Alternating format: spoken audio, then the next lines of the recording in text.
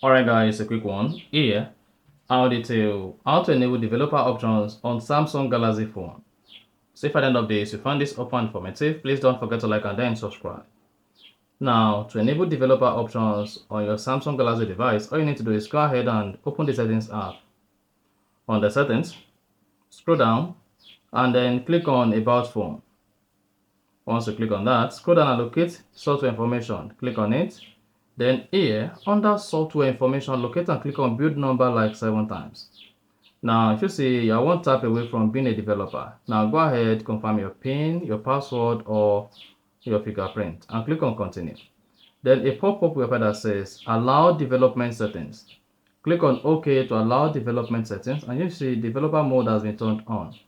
Now go back to the main settings on your Samsung phone and scroll down to the bottom beneath about phone. Now you should have your developer options here. If you click on it, then you have access to developer options on your Samsung phone.